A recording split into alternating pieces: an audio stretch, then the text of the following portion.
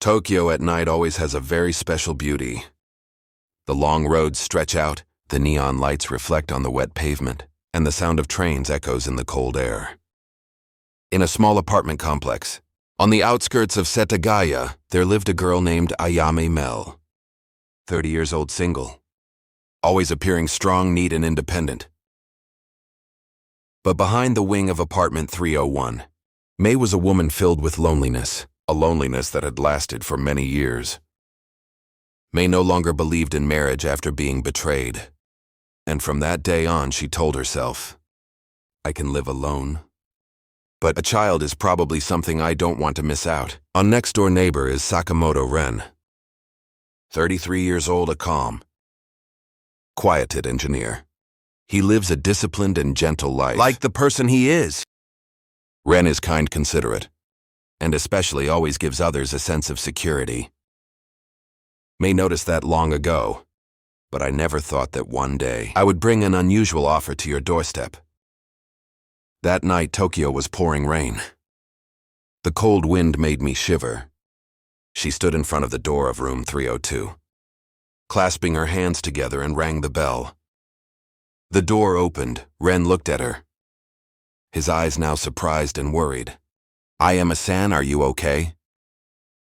May took a deep breath. "Sakamoto-san, I have something I want to remember. Something that might surprise you." Ren invited her in the room. Was as neat and damp as ever, but May couldn't keep calm anymore. She sat down on the sofa, head low. After a moment, May spoke softly, but each word as if she had prepared it for years. "I want a child." Ren paused slightly, but May continued, her voice trembling. "Not in the traditional way. I don't want to marry anyone. I don't want a man in my life.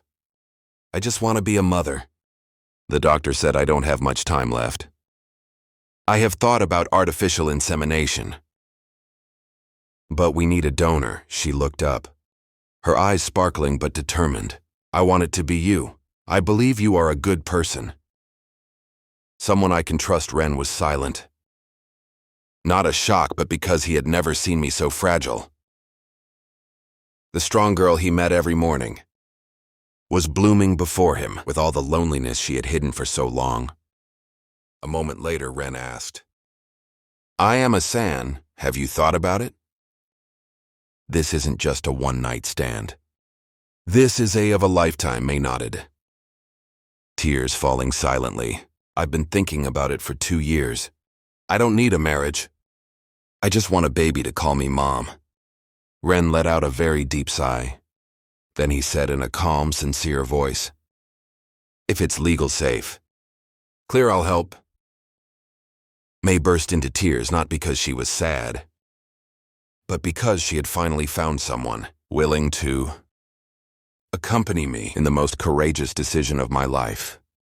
They sat together for hours, discussed medical procedures in Japan, about legal documents, about each person's responsibility, and about boundaries to respect. No ambiguity, nothing is off limits. There is only kindness between two Japanese people in the middle of vast Tokyo. From that day on, everything changed. May brings a bento over to Ren as a thank you.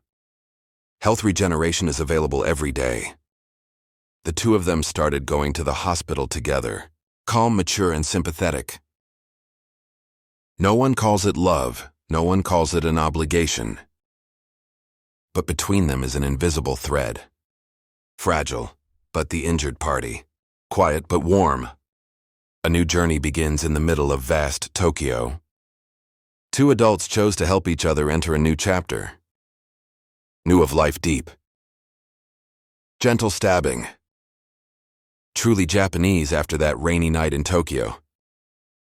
The lives of Ayame and Sakamoto. Ren gently moved on to a new trajectory. Not quite intimacy, not love, but a deep, silent connection. On Saturday morning, when Tokyo was still wet with dew, May stood downstairs in her coat ice cream. Ren stepped down holding an umbrella. Nodding slightly, "I am a Sam. Shall we go?" May smiled a smile he rarely saw on her gold thanks. They walked to the train station together. The streets of Shinjuku were still deserted. In the early morning, delivery trucks were slowly moving along the sidewalks. The train arrived and they stood next to each other, but still kept a polite Japanese distance. No touching, no talking too much. But their presence made me feel strangely peaceful. At Shinjuku Maternity Center Hospital, the glass door opened automatically, the familiar smell of disinfected wafting in the air. Red followed behind me like a silent protection. She sat down on the waiting chair, her hand lightly touching the corner of her shirt.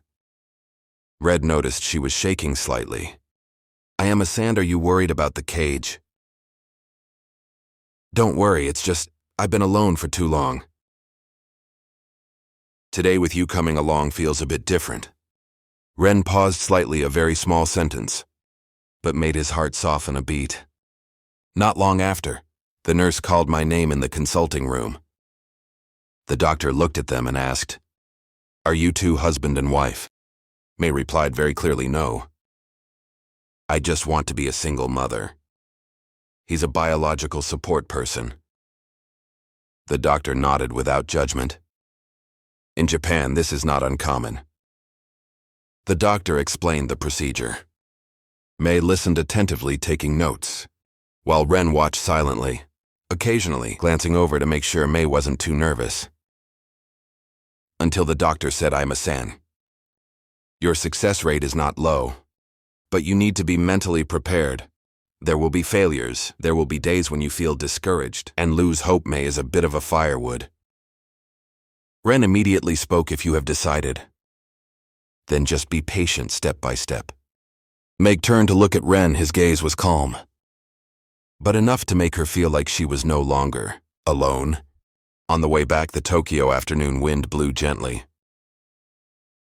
They walked along the road lined with early blooming cherry blossoms. May said softly, "Sakamoto-san, I'm really grateful to you." Ren put his hands in his coat pockets and slowed down. "I was just doing what a decent person should do." But May lost her head. Not everyone is kind enough to help others in this way. "I really don't know how to express my gratitude." Ren stopped, he looked at her. "Then don't thank me anymore. Just having Ayama-san live more comfortably and happily is enough." May stood still. Her heart suddenly vibrated lightly. Not love, but a warmth she had long forgotten. The days that followed, May started to prepare her health. Eat regularly, sleep early, and limit overwork. Ren, then sometimes I hear news. "Have you had dinner yet? Remember to drink more warm water. Tomorrow is cold, like wearing a scarf." They read each news, people's hearts warmed. In the apartment building, people started to see them together more often. No hugging, no intimacy. Just walking side by side, just enough for others to feel a special but nameless bond. Ren is still as gentle as ever. May is still as discreet and gentle as ever. But there was something more between them. A trust and understanding. An invisible string is tightening. No one said it, no one defines it.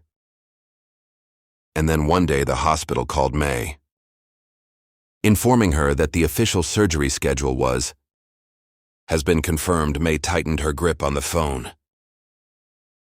She knew from here, the journey really began, and Ran will walk with her.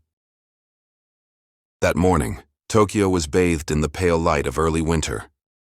Not freezing, but enough to make one want to pull one's coat closer to the body. May woke up very early. She stood in front of the mirror, fixed her hair, and took several deep breaths, as if she were prepared for something big. Today is the day Shinjuku Hospital announced the day, the first step in artificial insemination process. A message appeared on the phone. "Ren, Ayama-san. I'll wait downstairs." May finished reading and smiled. A smile as light as the wind, but enough to pull her out of the anxiety that was engulfing her. Below the apartment lobby, Ren stood waiting next to the vending machine. Still wearing his long ash-gray coat, his appearance as calm as ever. But when he saw me coming down, he was a bit stunned. It's not because May dresses special. There was just something different about her today. A calm, gentle, determined beauty. I am a Sam. Are you ready? May nodded but lost a small glint of worry. I'm a little nervous, Ren said gently. Then let me walk beside you. That's all a simple statement. But it made May's heart soften, more than ever at Shinjuku Hospital. This time the hospital was quieter.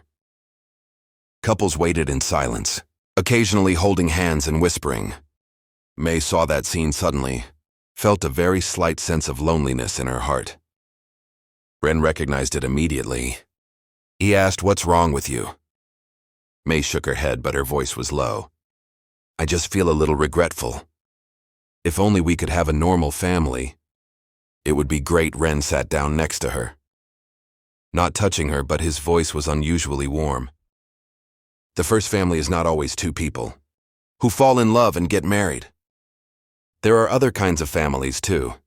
May Kisangren looked straight into her eyes.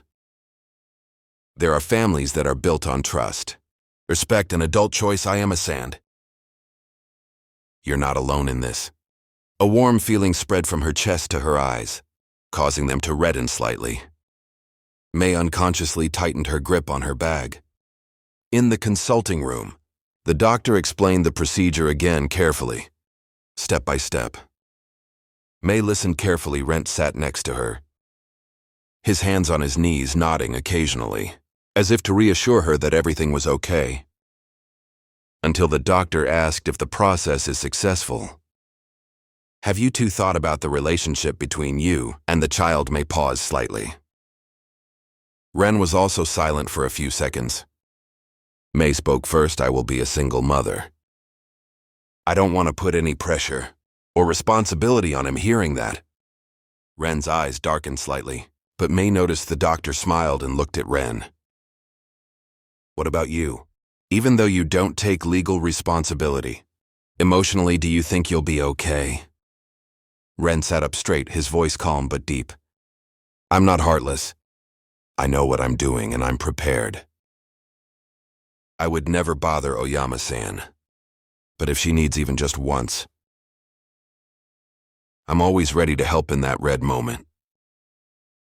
She realized something she never thought of. May turned to look at him. Ren didn't just help her out of kindness, but really want to be by her side on this journey. Leave the hospital on the way back. The east wind blew stronger. May said softly, Sakamoto-san, why are you helping me so much? Rent slowed down.